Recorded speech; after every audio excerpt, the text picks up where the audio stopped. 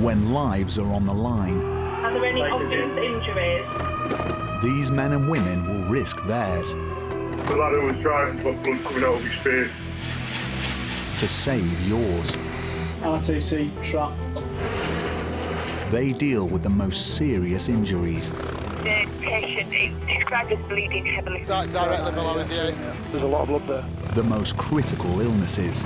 The reports of a male who's in cardiac arrest, and without any action, the patient will die. The two Yorkshire Air Ambulances cover Britain's biggest county. He's fallen 30 foot from the roof. Oh yeah. He's got a big cut to his head. 5 million people rely on them. All right, sorry, sweetheart. To deliver cutting-edge emergency medicine. We're just going to go to sleep. He's not looking particularly good. At high speed. If you can activate your major hemorrhage protocol. Every day brings high drama. Van's hit her about 35 miles an hour. I can't get radial pulse on her. Obviously got a head injury, being fairly elderly, and she's prone to significant injuries that she's likely to conceal. She's not responding at all now. High risks. He's off his bike coming home from work. Where's that hurting, mate? Your back. Motorcycling into hedge. Appears to be pelvic lower limb injuries currently. And high anxiety. Dizziness, left-sided temporal headache. At the start of the treatment, they recognised that this patient's got some positive signs of what could be a stroke.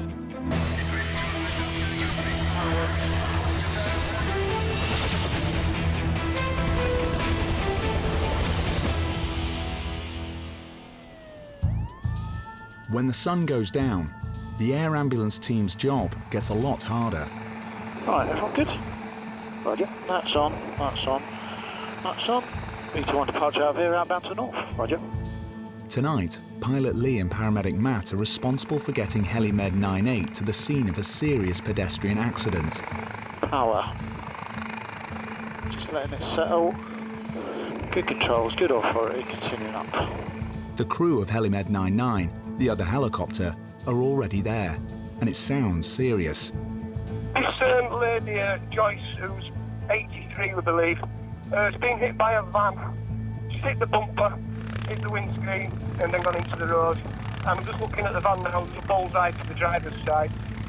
Yeah, copy all that. Okay, mate, A61, you got that. Obviously, the blue lights at 12 o'clock, that's where we're aiming. Roger.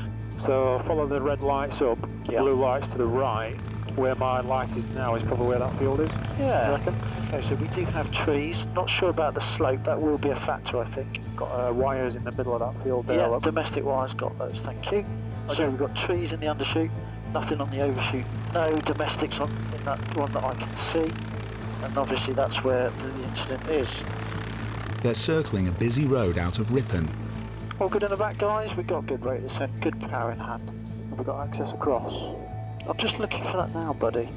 What have you got on the left-hand side? There's a gap at like 2 o'clock. What about there? Just there, look. I'm just checking the light. Yeah, got it. Got it. Okay, mate, so tail's clear to the right, coming to the left. Lee's aiming for a field close to the crash. I'm going to get you as close to the eye there. And I think, to be honest, it's going to have to be about there. What do you want to clear? Just take the call pulse in case we transport. Yeah, we can stick on the alcohol pulse, yeah. Okay, guys, yeah, we're down.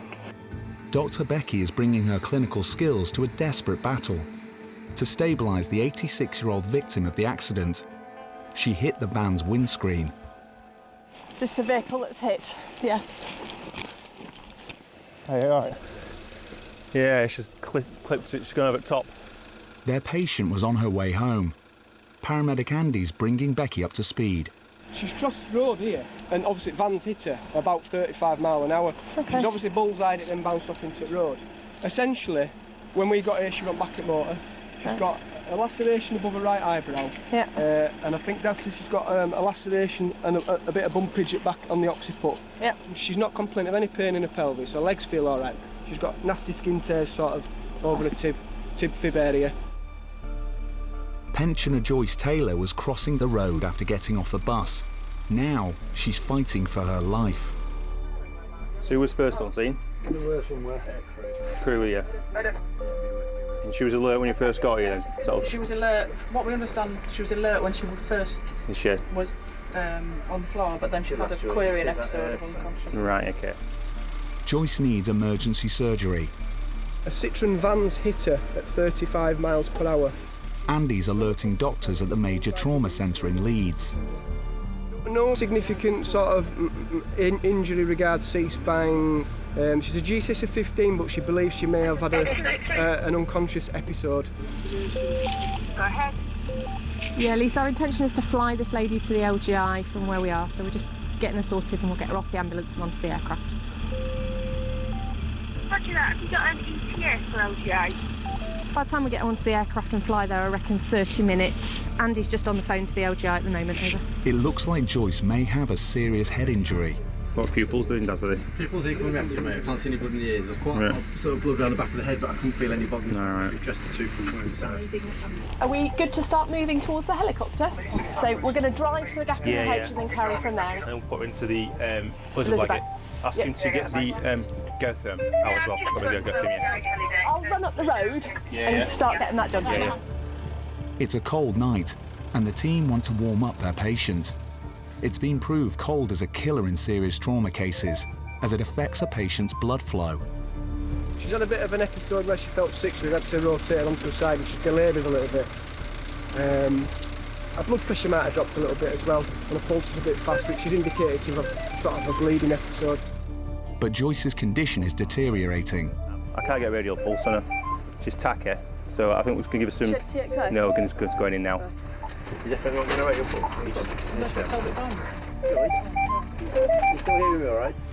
So she's got some access to some fluids if needs be, or blood, but she's going to have to go to a major trauma centre just because of her age and the mechanism of injury. The team are trying to raise her temperature with a body heater, the Gerotherm. It's a blanking with a heating system in. Basically plug it into a battery that we carry with it. So the idea is we put that on, it heats up, and we're just putting a foil blanket on now called a blizzard blanket. That, tied in with the Gerotherm, will keep her nice and toasty and nice and warm. The fact that she's elderly, the fact that it's cold, when people bleed, all these things tag together, it's not good. So let's at least stop one thing affecting this patient. If it's the cold, keep them warm. Time is of the essence. Lee's preparing for a rapid takeoff as soon as their patient is aboard. Got it, you got it, Andy. Watch yourselves on the trees. Do you want to pass over, or are you okay? She's in the stuff now. Just lift your foot, watch your foot on that.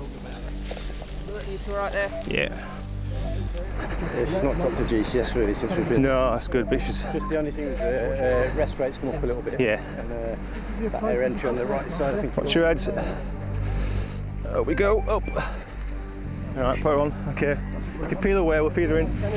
Joyce's heart rhythm is failing, and she's now fading in and out of consciousness. Joyce? Yeah. Okay, right, darling. It's going to be quite noisy for about 15 minutes while we take you to hospital. Okay, you're in a helicopter. Okay. Yeah. Joyce, can you remember what happened? She's getting a bit agitated, I think, isn't she? Pardon? You just lay down. Have you been to town on the bus? Joyce? No? Lee can't let the urgency of this case affect him. Taking off at night is fraught with danger. Auto trim is engaged. It's going to be a lift out of here. Just let it settle down. We have got a little bit of a slope. Okay, power coming in, and that's us braking away. Okay, mate, just letting it establish itself there. Clear to the left. Yep, no worries. Okay, and up we go. Okay, that's a nice clear area in the 12 o'clock. So any problems, mate, it'll be 12 o'clock into that field there. In the cabin, the team's entire focus is on keeping Joyce alive long enough to reach hospital. Pedestrian 98, lifted from 6 routing to 1. Okay. Joyce, you alright, darling? Poor lass. She's been given drugs, kept warm, and she's been wired up to the defibrillator in case she goes into cardiac arrest. She's already been wired, hasn't she? Yeah. Joyce has been crossing the road, been hit by a van at about 35 to 40 miles an hour. There's quite a lot of damage to the van, so there's dented the front bumper and there's a big bullseye to the windscreen. She's obviously got a head injury, she's got lots of skin wounds, but being fairly elderly, unfortunately she's prone to some fairly significant injuries that she's likely to conceal and a bit harder to detect because of the medicine. 4 minutes, mate. We'll go for pre-landers early, please. Yep. You okay in the back? Yeah, I'm just going to put myself harness back on. Okay, we're just going to do some pre-landers. Alright. Just let us know once you're back in your harness, please, mate. He's just putting it on now. Joyce's blood pressure is dropping to critical levels, but she's now minutes from specialist care. Speed's good, height's good. I'm in the descent. Any issues from now, it will be a committed to land. Roger. Just running on approach to land, LJ. All clear on the right. That's us pretty much over the H. Going down on that. 9-8's landed. Down. It's taken just 8 minutes from accident scene to rooftop helipad. Dr. Becky wants to see her put into an induced coma immediately on arrival. Joyce! She's definitely dropping her GCS, isn't she? If I give them a ring downstairs while you're unloading, suggest they need to set up for an RSI, is that all right? Yeah, definitely, yeah, I agree. This lady's dropping her GCS and they're expecting a lady who's GCS 14, so... Did you get anything out of her, Lee? No, she's not responding at all now. GCS is the Glasgow Coma Scale, a system to measure levels of consciousness. And Joyce is barely registering on it. Joyce! Joyce! Joyce! The fight to save their patient is being lost, even before she reaches resus.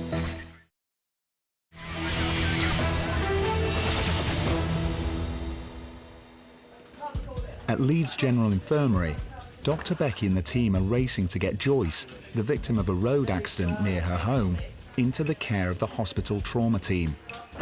She's gone from being particularly tacky to being quite bratty now. Yeah. Joyce's rapid heart rate has now become very slow. It's a very worrying development. She's just become bradycardic in the lift coming down and she's dropped her GCS to 3. She does no signs of a chest injury. But she's a peri-arrest trauma. Yes. The LGI's trauma team are taking over her case. This is 83-year-old Joyce, around 4:45. She's just crossing the road and hit by a van. The current scene reported that she was initial LOC and then GCS 15. Her air was being intact, she had good air entry. Her respiratory was initially 24, it's now significantly dropped. She's been slightly tachy, and the best blood pressure we've got was about 124 systolic. Pulse is now dropping down to 40, can't get blood pressure, and GCS has dropped significantly. Right, can you tell me, what time did she drop her GCS? Literally the last 2 to 3 minutes. Last 2, yeah. Okay, yeah. and what time did she start becoming bradycardic? In the lift. last, yeah, in the lift, right, yeah, okay. So, default positions, we need a tube, and we need to prepare for thoracostomy so we're proven otherwise. Okay, is she making any respiratory efforts at all? Agonal breathing, and she's fostering, is she not? Unless the trauma team can stabilise Joyce, her survival is in real doubt. It changed quite dramatically, really. This lady was initially talking to us in the back of the DCA, give her full name, give her date of birth and stuff like that. Unfortunately, en route, probably as a result of a head injury, she's become increasingly unwell. Less responsive, not really talking to us, showing signs that she was sort of developing signs of a intracranial sort of problem, stuff like that. So, given her age and the mechanisms, probably not looking for a sort of good prognosis for this lady. Understanding how her injuries happened is critical.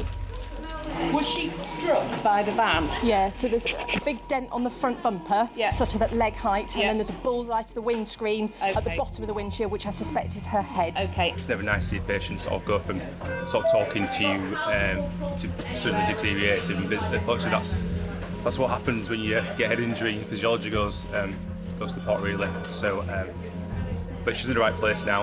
Have we got blood running? Yeah. Right, get that through, please, and let's start internal cardiac massage as soon as we can. They're fighting to restart her heart by hand. Have 1 lot of adrenaline, please, and 1 lot of dextrose. Matt and Lee can only watch and hope.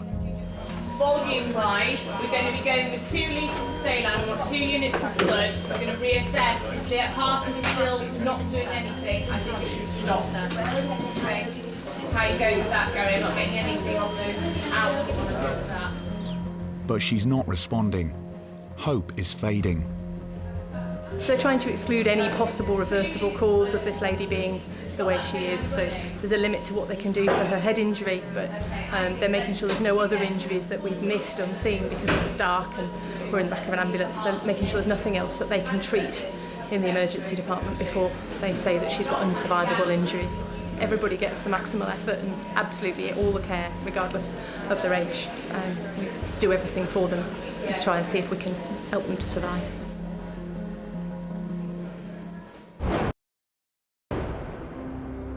The evening shift is an opportunity for the team to catch up with admin. Tonight, Gav's stock-taking medical supplies. Everything has got a manufacturer's use-by date on it, so really, if you end up using a piece of equipment that was past its date, you're not really complying. So just make sure that we're on top of everything, everything's in date and ready to go when we need it.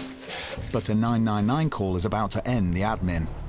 This guy's got that what 3 words. Is that going to help? Dispatcher Tyrone is alerting the duty crew. Come to the help room, please. It's a motorbike crash and they all seem a bit panicky, but it's in the middle of nowhere. Does everyone appear to be completely awake? Mike, camera show on the way there. He is, but he's in quite a lot of pain. So Emmy's working. Working and adjusted, yep. Yep, mine are working too. Engine above the fly. Fly engaged. Okay. Oh, I'm getting better at this takeoff slack. Right, okay. Just coming backwards for my marker. Whereabouts is it we're going to? Some apologies. The M1, M18 interchange. Okay, good. Is it on the motorway itself or on the B road? It's on the B road. Okay. It's Rotherham. It's a short flight for pilot Owen. 7 minutes. Dr. Steve is preparing for a serious injury. We've been listening to a call as it's come through that there's a motorcycle that's crashed off the road in a rural area. The initial call, it said the patient was in a hedge and not moving, but then a second caller said that injuries to the legs and pelvis. Given that it's a motorcycle on a dark winter's night, the injuries could be substantial. It's quite wet out there on the road, so it could well have been a loss of traction or a skid that's taken the rider off the road. But what's most concerning about this is the initial caller said the patient wasn't moving, so the injuries could be serious. This mission will mean a difficult landing in the dark, and rain is falling. The weather over the recent days has been pretty horrendous actually. We've had some really severe rainstorms, flooding. There's a lot of standing water out there. There's also a lot of debris that's been washed from the fields and the surroundings onto roads, so there's a lot of grit, a lot of mud. So driving conditions out there are particularly challenging. Even coming in this morning it was quite difficult in some sections. So you should imagine a rural road in the darkness is going to be particularly risky. Right, so the blue lights are on the B road north of the junction, or north east of the junction, so it's where they expect it to be. Well, yeah, that's where we're going. Looks like we do have some power lines running across there. Yeah, mate, 200 footers to the south, I believe there were, but we'll have a good check when we get there. Yeah. Okay, I'll get these looped. Cheers, mate. The team are using night vision goggles and a steerable searchlight to find a landing site, but there are many obstacles that could cause a crash. Trees on the undershoot, pylons on the far left of the field. Okay, right, we are into wind, it's a massive field.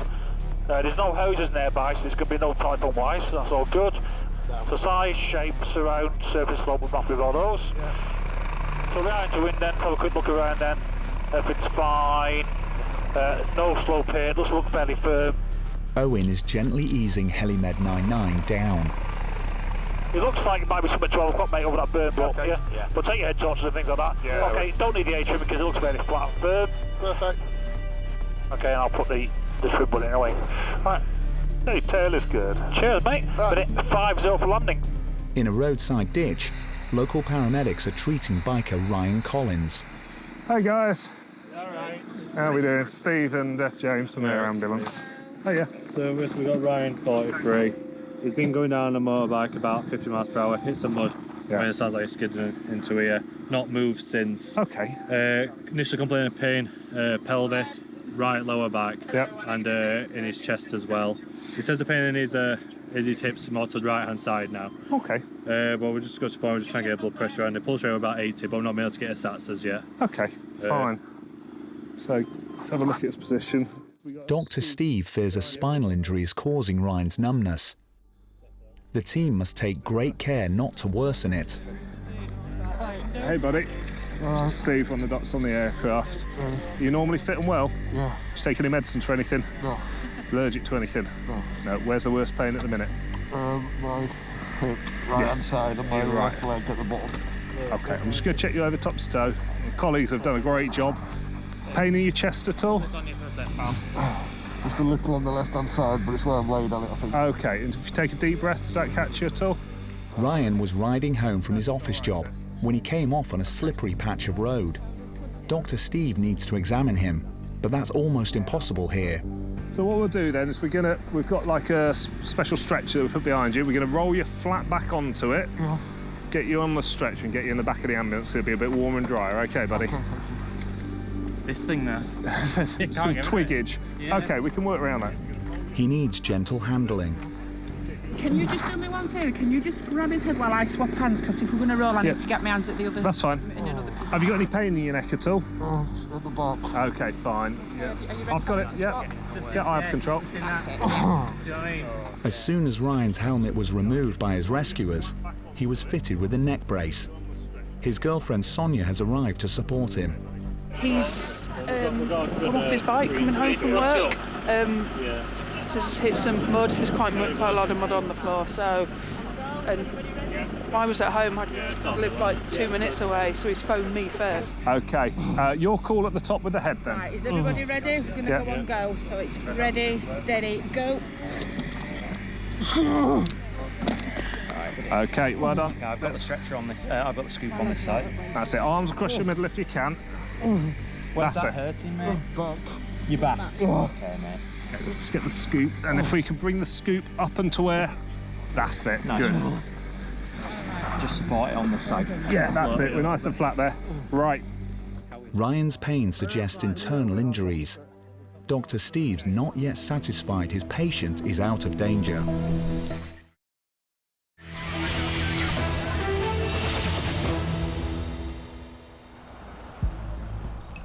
By the side of a busy road in Rotherham, Flying Dr. Steve is anxious to examine injured biker Ryan, thrown from his motorcycle into a hedge half an hour ago.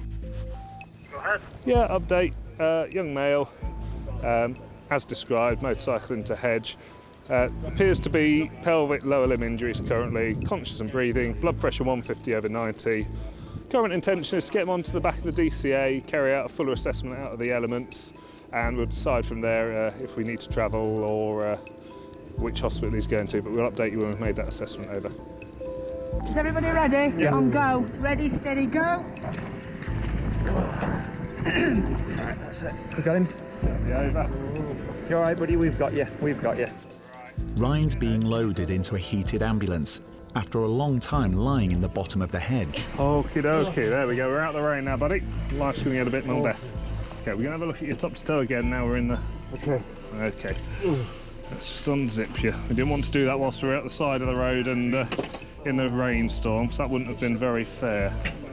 Ryan's a two-wheeled commuter, and it looks like his biking gear may have saved him from even worse injuries. Now, though, it's got to go. We're going to need to get these trousers off you, okay, to have a look at where your hips are hurting. Is it still hurting in your hips, buddy?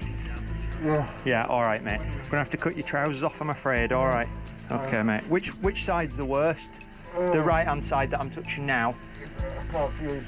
Okay, what about this side? Is that painful? They're trying to rule out a fractured pelvis. It can cause lethal internal bleeding. Is it hurt down here on your hip bones?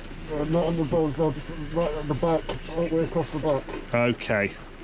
That's fine. I won't push any further, but I think we need that binder on. Than that. I'm just going to cut down to your undercrackers, mate. All right, we'll keep you decent, okay.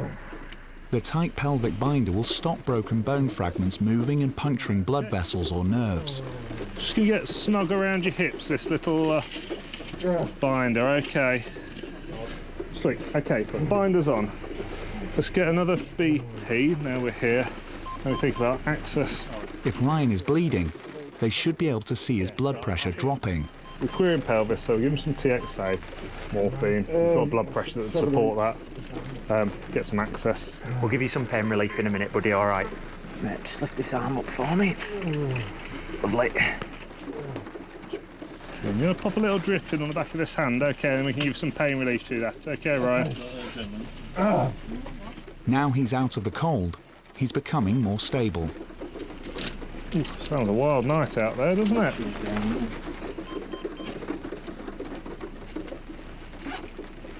Scratch and a push coming up on this hand now. Do you want some morphine? Yeah, we'll go for some morphine. I think we've got a decent BP, so... He's being given a drug that promotes blood clotting. OK, I'll take the TXA from you first. So...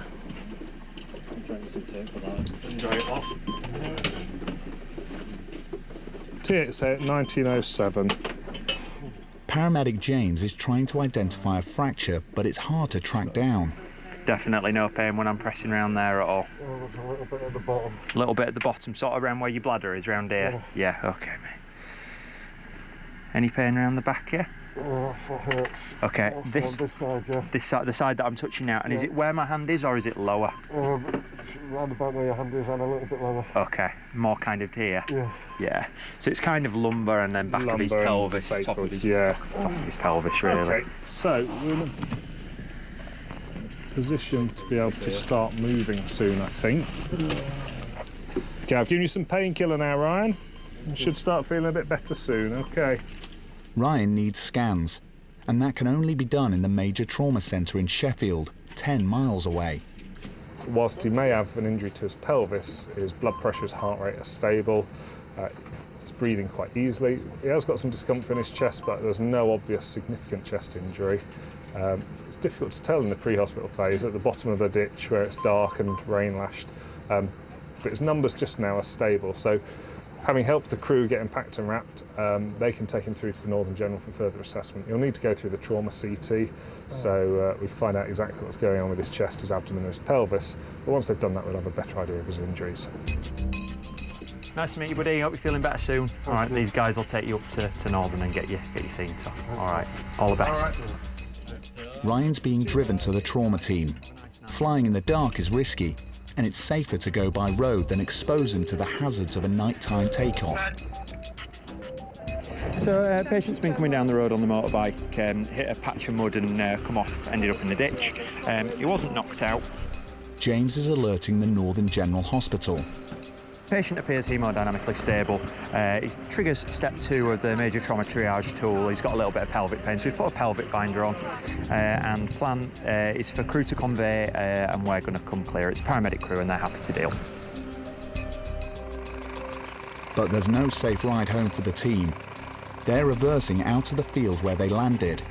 There's no such thing as a routine takeoff at night.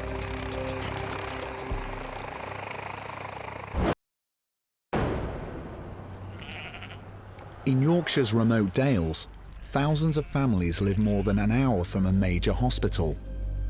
We'll lift to hover, clear area departure across the airfield.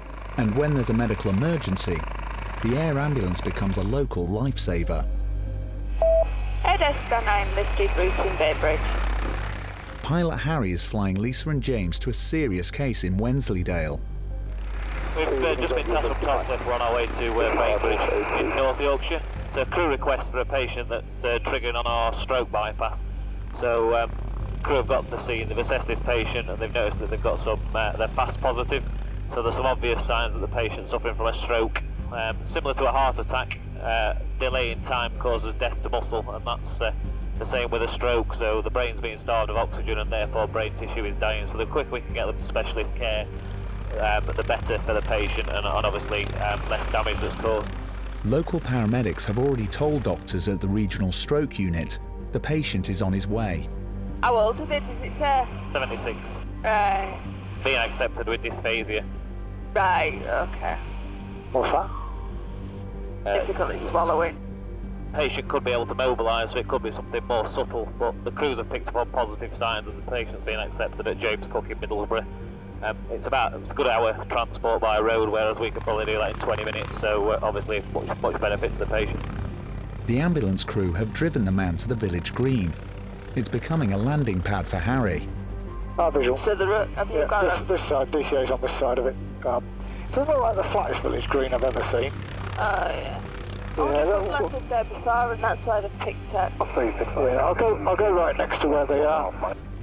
AS99 visual for London. The team's arrival brings a hurricane-force wind that can cause real damage. The plan is to land where the DCA is now. I'm hoping the people with the motorbike have got the sense to move it out of the way now. There's a quad bike, so it'll be a bit more stable than advertised. Decision point there. Not going to have much blossom left on the trees, I'm afraid.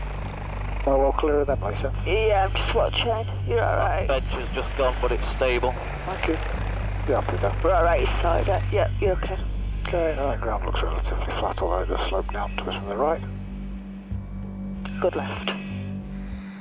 On the picture-perfect village green, a pensioner has been overtaken by a life-threatening blockage in his brain. We'll get door shut. Right, copy job. So 1200 hours. Yep. Cable weld, dizziness, left side temporal headache, pins and needles felt down his left-hand side. Okay. Peter Cockburn-Metcalf runs the local filling station.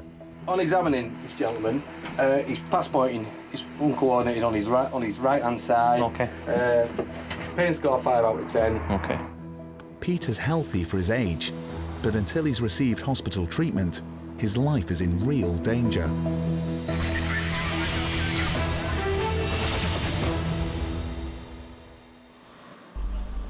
On a village green in the Dales, the team are preparing to fly 74-year-old stroke victim Peter to hospital. Pete, my name's James. Obviously, you're going to come with us in the helicopter. How do you feel with your leg? Do you think you'll be able to walk out to the aircraft door? Yeah? We'll see how we get on, Pete, yeah? Somebody hold me, I think Oh, we'll start. We've got plenty of hands that can hold either side, that's fine. His stroke was detected by his family. I know it's easy to say, try not to worry. Start and have a steady walk, boss. Nice and steady. How do you feel stood up? Give yourself a second. Dizzy? To the point where you're going to fall over, or? You okay? Sure. Nice and steady. Peter's son and wife Margaret are anxiously awaiting news from the paramedics. Nice and... Ulcer? Okay. Has a bad leg anyway. Oh, so... He's a bad Okay. knee. He's actually been down to the doctors because he has an ulcer on his leg, so he doesn't walk very well as it is. And then my son came and said, he's all right, his dad, but he's had a bit of a dun, think he may have had a slight stroke. So that just put me into panic mode. It's a bit awkward to get you in, but we're going to get your bottom on there and then we're going to lay you in because we need to get head first in, all right? It's full of life, really. He still works, although he's 74. So if you lay down first, that's right it. down. Excellent. And then if you use your feet, just see what you can do yourself, that's brilliant. Mark, rest your head right back. Time is not on Peter's side. Okay, I'll be lifting, no turn, it'll just be straight up into a helipad departure. Up in the back, James. Yep, all good, thank you. Car's coming in. Head S99, lifted route and James Cook. Hello, 99, that's all received. Peter's lived his whole life in Wensleydale. Okay, Peter.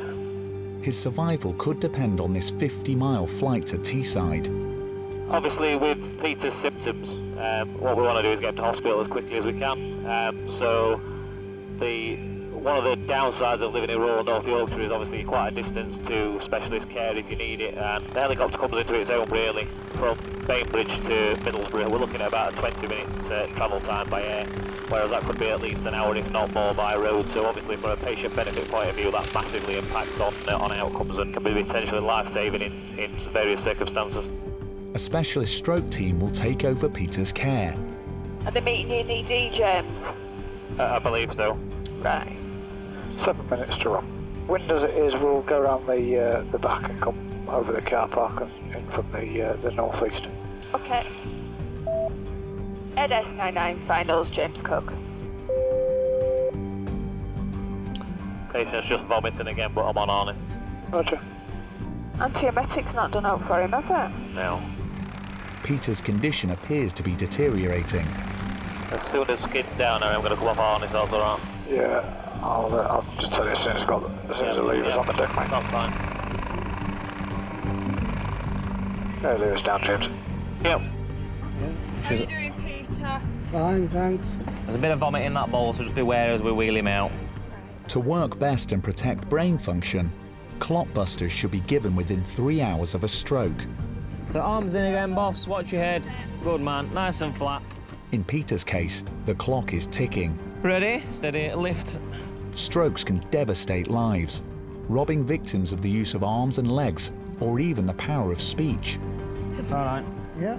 Excellent. The treatment he receives in the next hour could affect the rest of Peter's life.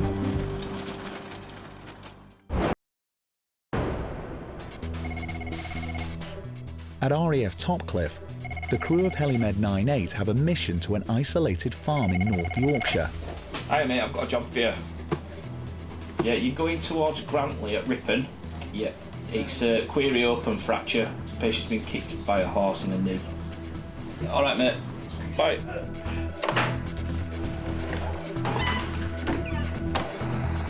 Engines both too flat. They are on the guide. A firm and brief. Okay, be helipad departure with light winds across the airfield. Paramedics Sammy and Pete will be there in 6 minutes.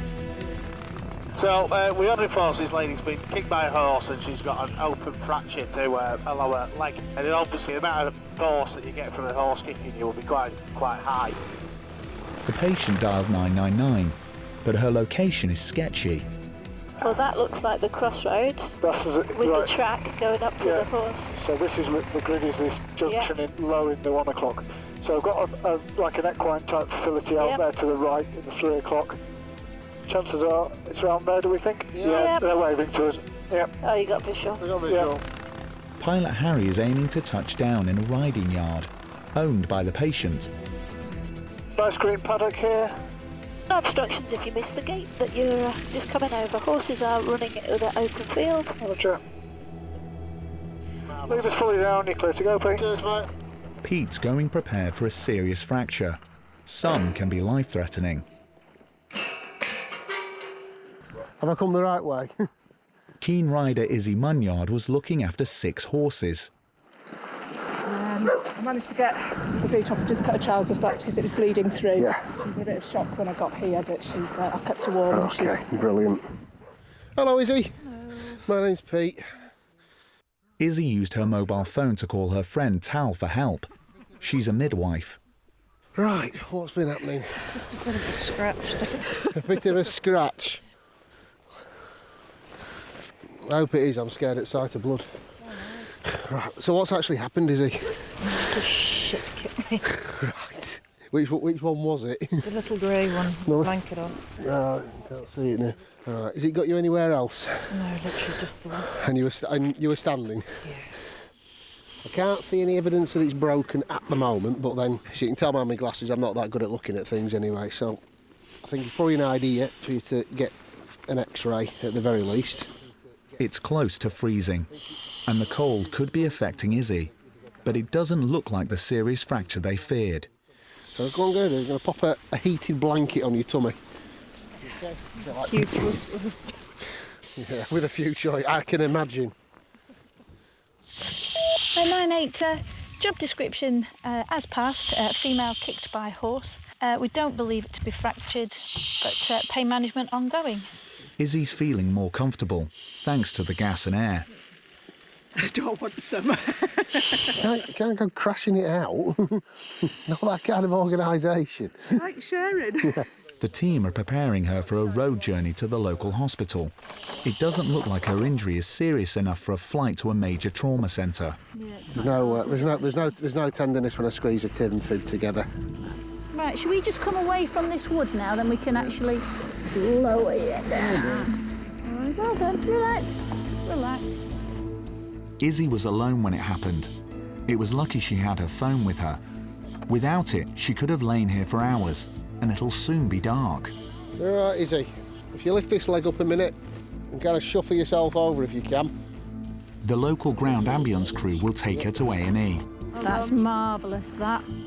So it's only 10 miles to Harrogate from here. To be fair, the injury that she's got a small puncture wound sort of just to a tibia area, but it doesn't appear to be any major fractures going on, although it's a good idea to get x-rayed because it's very tender in the bone area around it. But she's been able to mobilise out of the field. Probably called a friend who thankfully was medically trained as well, so she did a great job of exposing and examining and dressing the leg. Until she's been x-rayed, no one will know if a bone is broken, but infection is a serious risk. There's no sort of red flags that's jumped up or out. So. Going to Harrogate. Yeah. Take care. Cheerio, Izzy, all the best. Few of the paramedics ride, for good reason. I think horses are a bit of an obsession with some people. I mean, yeah, they're pretty to look at, but they are quite big and they've got very powerful legs. And the amount of people that have fallen off them, been kicked by them, been crushed against something by them. I think equine accidents are one of the biggest details that we go to. At Harrogate Hospital, doctors discovered Izzy had a very complex knee injury, something she quickly realised herself after her accident. I thought I wasn't too bad, but when I tried to put weight on it and had to walk up the hill, I realised that actually there was probably more damage than I thought. Her leg turned out not to be broken, but she needed surgery for severe tendon and cartilage damage. She's very grateful to her friend and rescuer, Tao. She got there and found me on the floor, and I said, "Don't worry, I'll be fine. Just stick me in a wheelbarrow." She said, "No." Managed to get my welly off and cut up beautifully the side of my jeans. And she said she saw the inside of my knee. So the pony kicked me just here, just between my kneecap and my welly, and I thought I'd got away without any damage at all. But unfortunately, the nail in his shoe went all the way down to the bone, which was the major issue. Happily, Izzy's now back on her feet, but it wasn't an easy recovery. I was in a leg brace for a while, which masked the fact that actually underneath the kneecap some of the cartilage had fallen down. So when the ligament mended itself, I was still in pain. So the surgeon said it's the cartilage under the kneecap that needs sorting out. For 6 months, even walking the dog was agonising. Then she underwent surgery. Since the operation, I've been able to ride the ponies again. I've been able to play with my poodle puppy again, which I'm sure she's very thankful of, and take her on slightly longer walks rather than just round the block. So it's lovely to have my leg back again. Her accident happened in a very remote place not long before dusk, and she's very grateful to paramedics Pete and Sammy. So when I saw the yellow helicopter, it was a huge relief because I thought no one would have been able to find us otherwise. Without them, I think I'd probably still be in the field or in a wheelbarrow. This is 83-year-old Joyce, around 4:45. She's just crossing the road and hit by a van. Sadly, doctors lost their fight to save 86-year-old Joyce, who was knocked down near her home. Her family say she was fiercely independent and only caught the bus that day because an arm injury meant she couldn't drive. He's been going down on a motorbike about 50 miles per hour, hit some mud, not moved since. Miraculously, biker Ryan escaped with severe bruising. Although he was confined to bed for a week, he now commutes by car. So we'll sit you on the edge of the stretcher to start with. We'll give you half a minute just sat there, boss. And Peter, the filling station owner struck down by a sudden stroke, recovered well and returned home to the Dales. But he's now halved the number of hours he works.